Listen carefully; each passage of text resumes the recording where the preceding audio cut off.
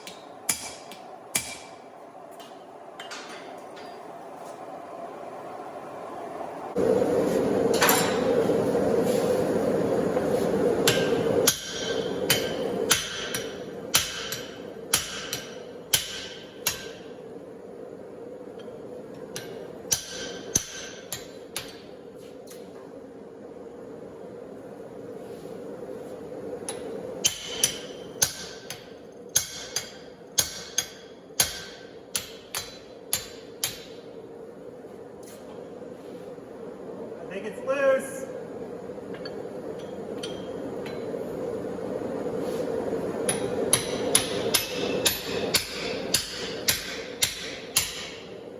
Oh yeah!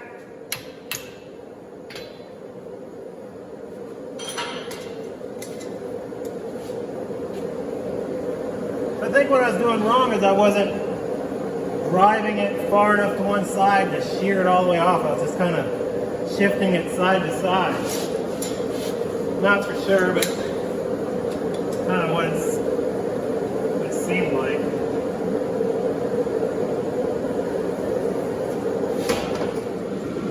Alright guys, so I don't know how many heats that took.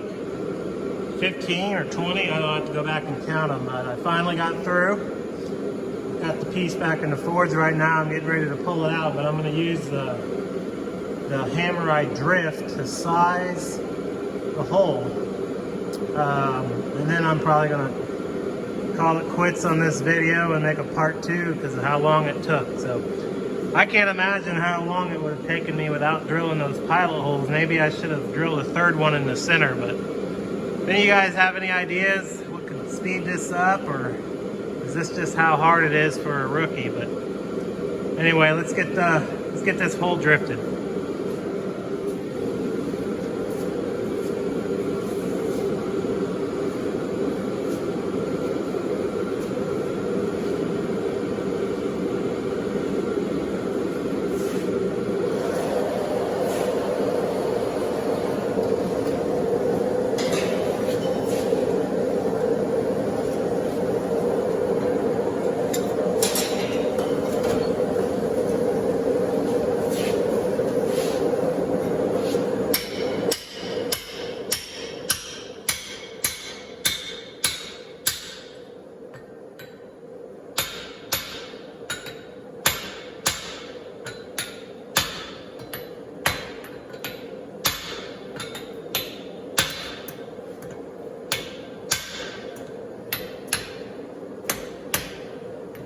I think it's a little too cold.